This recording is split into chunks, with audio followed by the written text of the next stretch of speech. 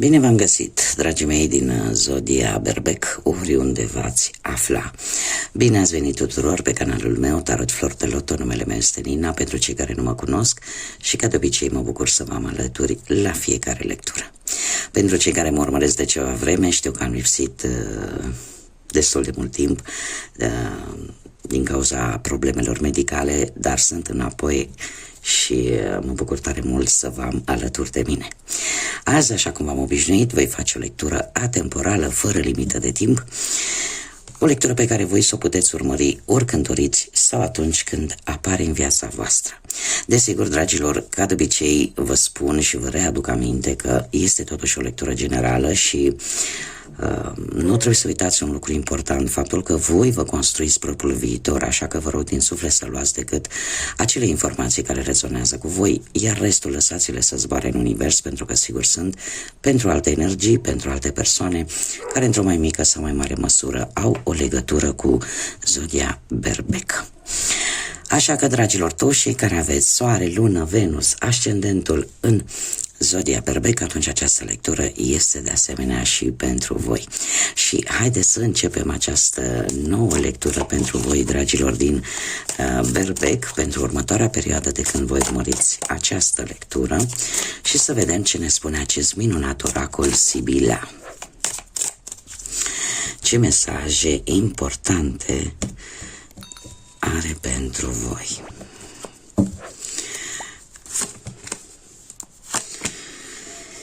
Hei.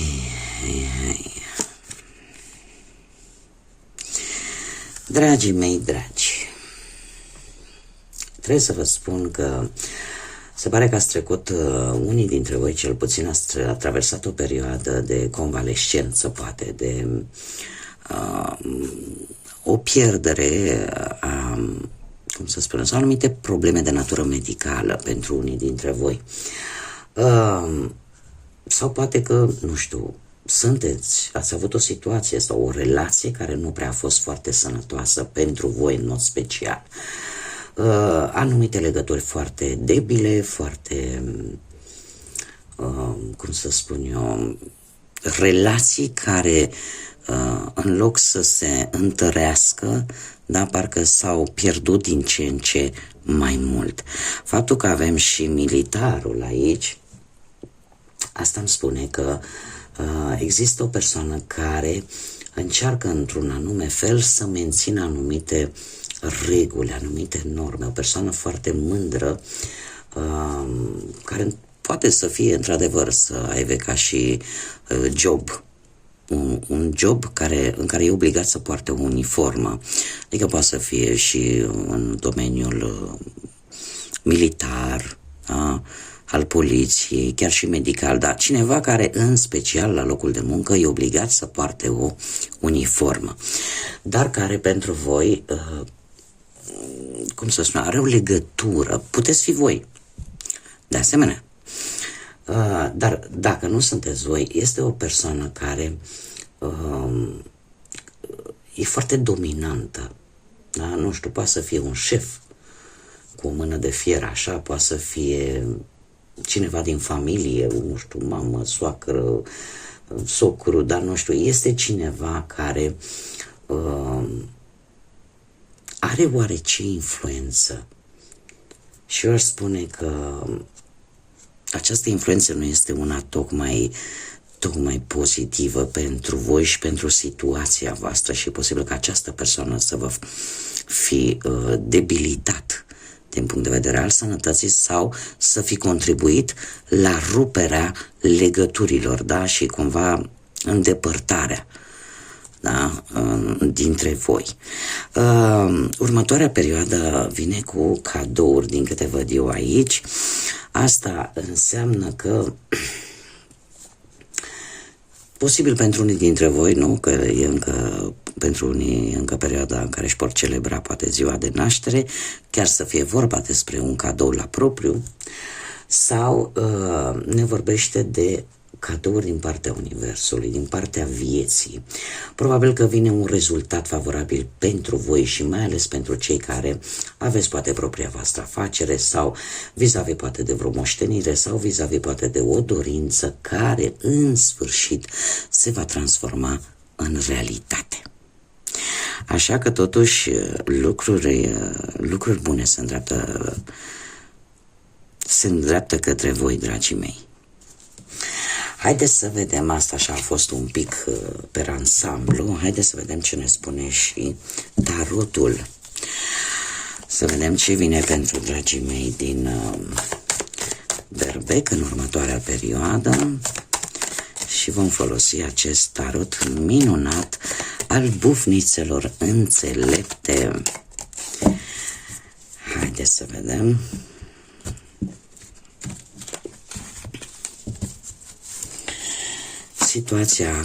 Situația actuală, dragii mei. Avem un rege de spade. Situația actuală îmi spune în felul următor, că în acest moment voi aveți emoțiile foarte bine controlate, sunteți foarte serioși și, în general, intelectul este unul foarte favorizat. Încercați foarte mult în acest moment să nu fiți influențați de ceea ce simțiți, de emoții, de sentimente în momentul în care vreți să luați o anumită decizie, da? Sunteți foarte hotărâți, foarte fermi și chiar dacă lucrul ăsta vă face un pic nesuferiți în fața altora, totuși voi, în momentul în care vă impuneți punctul de vedere, o faceți într-o manieră foarte decisă și foarte hotărâtă. Sunteți foarte incoruptibili, ca să zic așa.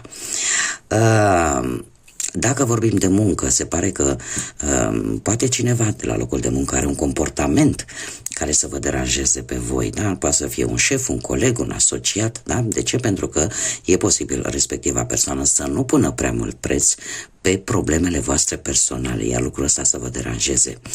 Dacă unii dintre voi poate ați vrut să schimbați jobul, ați cerut o altă opinie, dar ați cerut unei persoane care nu este implicată în mod direct cu activitatea pe care voi o faceți în acest moment. Cert este că și în acest moment, în ceea ce privește profesia, cariera voastră profesională, gândiți foarte logic, gândiți foarte rațional. Da? Nu faceți, nu vă poate influența nimic ce ține de emoțional și sentimental. Dacă vorbim de bani, se pare că în acest moment știți exact cam cum stă situația și chiar dacă sunt ceva probleme și voi nu reușiți să le dați de cap, cumva veți cere sfatul posibil, poate chiar l-ați cerut unei persoane care de obicei se ocupă cu lucrurile astea financiare sau unei persoane care are o legătură cu zodiile de aer, Gemeni, Balanță sau Vărsător. De asemenea, dacă vorbim de dragoste, mai ales pentru cei care sunteți într-o relație, sunteți ori voi, ori persoana de lângă voi, sunteți foarte autoritari, foarte duri, foarte fermi. Iar asta se percepe de către celălalt ca un act de dominație, da? Ca și cum unul încearcă să-l domine mai mult pe celălalt. Așa că se cere un pic de moderație de ambele părți, indiferent care este cel care încearcă să se impună mai mult. Dacă vorbim de cei singuri pe plan sentimental, unii dintre voi chiar puteți cunoaște personaj, nu știu care pe cine interesează, un personaj feminin, de exemplu. Există aici o energie care are așa niște caracteristici un pic mai masculine, foarte luptătoare, foarte directă și care, indiferent că vorbim de o energie feminină, masculină, este cineva care își arată cu greu sentimentele. Dar mare atenție, este cineva foarte intelectual. Da? Cineva care îi place foarte mult, nu știu, poate să citească sau își folosește foarte mult partea asta a intelectului.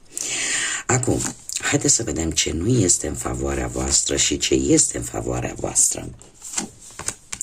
Și să vedem ce puteți controla și ce nu puteți controla. Dragii mei,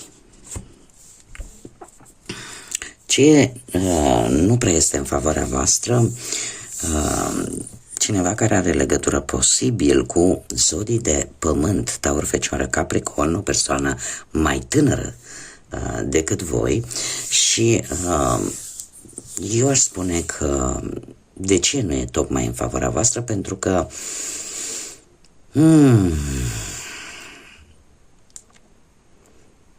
sunt anumite lucruri care parcă nu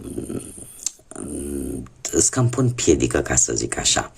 E posibil să nu îți vină informațiile necesare vis-a-vis de o anumită situație care pentru voi este importantă, să întârzie un pic și lucrul ăsta să nu fie chiar în favoarea voastră. Nu știu, posibil o anumită informație care poate fi legată de studii sau de vreun job, sau care să-ți confirme, domne, pe planul carierei cumva sunt pe drumul cel bun, îmi iese cu tare lucru.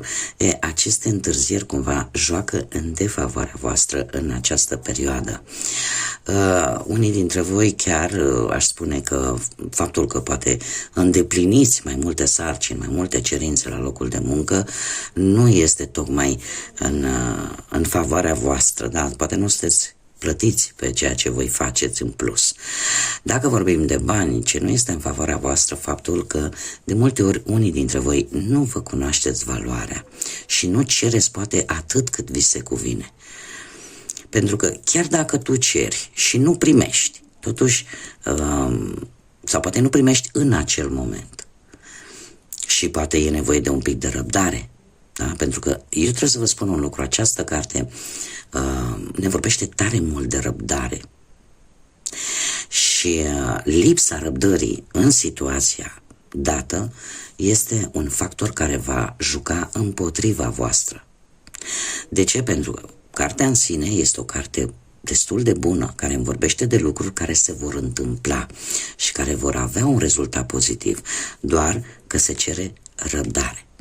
Dacă vorbim de dragoste, să zicem, da, pe partea asta a relației, e posibil ca unii dintre voi, faptul că relația a intrat într-o ușoară monotonie, într-o ușoară rutină, să joace contra voastră. Și ar trebui, poate, unii dintre voi să încercați să dați un nou impuls relației și să nu o lăsați să intre pe un făgaș descendent, pentru că nu ar fi de dorit acest lucru. Dacă vorbim de cei singuri pe parte sentimentală, eu aș spune că nu prea este în favoarea voastră cineva tânăr, cineva care, chiar dacă dispune de resurse financiare, totuși se pare că nu este tocmai implicat sau nu este total implicat emoțional în a avea poate o relație serioasă cu voi. Ce este, în schimb, în favoarea voastră, dragilor, și este foarte interesant pentru că avem o carte cu o energie negativă pe o poziție pozitivă și avem un 3 de spade, ce este în favoarea voastră? Faptul că voi ați devenit puternici, faptul că indiferent prin ce ați trecut, indiferent ce cuvinte grele vi s-au aruncat, cumva v-ați recuperat. Acele consecințe, acele experiențe pe care voi le-ați avut, pe voi v-au făcut de fapt mai puternici și mai mândri de voi.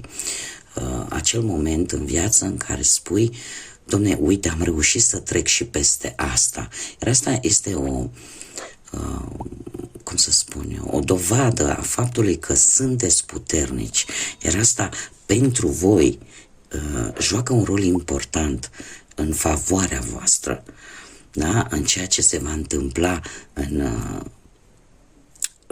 în viitorul vostru apropiat, așa că se pare că experiențele prin care voi ați trecut, pentru voi v-ați învățat lecția și a adus cu sine foarte multă înțelepciune și o tărie de caracter mult mai mare. Bun, haideți să vedem mai departe ce puteți voi controla. Voi puteți controla posibil o decizie importantă sau puteți controla o călătorie, o mutare, puteți controla, nu știu, obținerea de un obiect valoros, dacă să-l vindeți sau dacă să-l cumpărați. Puteți controla o situație care necesită atenția voastră și care vine într-o manieră foarte rapidă către voi, dar nu e ceva ce voi nu veți putea controla sau nu veți putea rezolva. E posibil ca pentru unii dintre voi, la nivel de muncă, să vină o schimbare de loc. Sau, chiar dacă aveți pe cineva care, nu știu, are ceva împotriva voastră în ceea ce privește viața profesională, da? Că poate să fie un șef, un coleg sau un asociat. Nu e ceva ce voi să nu puteți controla. Dacă vorbim de bani, puteți recupera, nu știu, poate vechi datorii, stă în puterea voastră, sau puteți obține niște bani din exterior, sau chiar, cum să spun eu, unii dintre voi puteți obține anumiți bani, nu știu, poate din turism, dacă ăsta este jobul vostru, sau din transport, da? Dar în general stă în puterea voastră să recuperați ceva, da? Relaționat cu banii. Dacă vorbim de viața sentimentală, cei care sunteți într-o relație, se pare că puteți controla acea nerăbdare, pentru că și aici ne vorbește de o nerăbdare, de o hotărâre pe care voi vă grăbiți să o luați. Dar stă în puterea voastră să o controlați în așa fel încât să nu vă creați alte tensiuni innecesare în relația voastră, da? Pentru că această puternică hotărâre, această tentație de a urgenta anumite lucruri care au legătură cu relația voastră, e posibil să vă aducă anumite tensiuni, dar voi puteți controla acest lucru. Cei singurei, desigur, ce puteți voi controla? Faptul că dacă voi sunteți interesați de cineva sau altcineva interesat de voi, voi decideți dacă țineți respectiva persoană la distanță sau dacă nu sunteți interesați de respectiva persoană, poate că ar trebui să-i spuneți în față. Depinde de voi. Cum? Desigur și viceversa. Dacă voi sunteți interesați de o persoană, depinde de voi să fiți cât de sinceri, să-i spuneți, știi, te interesează persoana mea sau nu, în ideea de a nu pierde timpul, pentru că timpul este prețios. În schimb, ce nu puteți voi controla? Voi nu puteți controla anumite lucruri care pot veni în viața voastră, poate o anumită lipsă de bani sau anumite adversități la nivel material, da? Care, nu știu, faptul că în acest moment unii dintre voi poate nu câștigați voi suficient față de necesarul pe care voi îl aveți. Sau ce nu puteți voi controla, faptul că câteodată vă simțiți singuri, fără să vă dați seama că sunt persoane care vă pot ajuta. Nu știu, unii dintre voi, eu așa per total, cum aș interpreta acest 5 de monede, ce nu puteți voi controla, faptul că atunci când lucruri, anumite adversități vin în viața voastră, chiar dacă atunci, pe moment, voi nu le puteți înțelege, ele vin cu un scop bine determinat. Și acela de a vă face să ieșiți din zona voastră de confort. Acest 2 de bâte mie îmi spune că e posibil ca o anumită situație familiară să vă pună în dilemă, da? Că nu e familiară, poate să fie în relație, da? Dar voi trebuie să știți că sunt lucruri care nu depind numai de voi, mai ales dacă există implicarea unor alte persoane, da, care sunt involucrate în respectiva situație. Ce nu depinde de voi sau ce nu puteți voi controla sunt deciziile celorlalți. Și faptul că atunci când îți vin anumite probleme, anumite situații grele în viața voastră, ele sunt, așa cum am mai spus, făcute să, cum să spun eu, să vă împingă de fapt înainte. Ele vin pur și simplu, cum am mai spus, să vă facă să ieșiți din zona de confort și să faceți lucruri noi, lucruri care mai târziu vă vor ajuta să găsiți soluții, vă vor ajuta să vedeți lucrurile și situațiile dintr-o altă perspectivă. Haideți să vedem ce mesaj am pentru cei care sunteți interesați de viața asta sentimentală. Un mesaj, stați așa că am o carte aici care este întoarsă. Nu știu dacă era întoarsă dinainte și nu vreau să... Cred că nu era... Cred că era întoarsă dinainte, nu vreau să dau mesaje eronate, așa că vom continua să amestecăm. Și haideți să vedem un mesaj special pentru viața sentimentală a dragilor mei din Berbec. Cine se poate regăsi cu această informație? Un mesaj, te rog. Un compromis, dragilor. Se pare că viața voastră sentimentală a ajuns la un nivel superior de înțelegere, de a decide ce faceți cu relația voastră sau cu viața voastră sentimentală. Probabil că unii dintre voi veți fi puși în situația în care trebuie să vă asumați poate o anumită promisiune, să vă țineți de o anumită promisiune sau să vă asumați un compromis, care poate să fie legat poate chiar și de o logodnă, de o cerere în căsătorie pentru unii sau pur și simplu o decizie importantă relaționată cu viața voastră sentimentală. Și hai să vedem și un mesaj general. Acolo unde există speranță.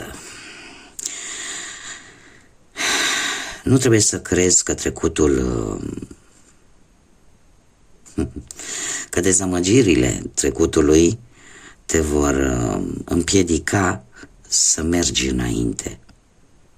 Adevăratul succes crește din lecții. O inimă plină de speranță niciodată nu se va lăsa, niciodată nu va renunța. Exact de ce vă spuneam și ce ne-a spus și tarotul, dragilor, indiferent unde, întotdeauna există speranță, așa cum după orice furtună, după orice uragan, după orice taifun, da, întotdeauna va ieși un soare. Așa trebuie să fiți și voi, să nu vă pierdeți speranța, pentru că indiferent ce vi s-a întâmplat în trecutul îndepărtat, în trecutul recent, așa cum bine ne-a spus și tarotul, sunt lecții prin care voi se pare că a trebuit să treceți. Au fost lecții importante care, chiar dacă în acest moment voi nu le vedeți, pentru că probabil sunteți destul de recent implicați în aceste situații destul de negative pentru voi și nu le vedeți o parte pozitivă.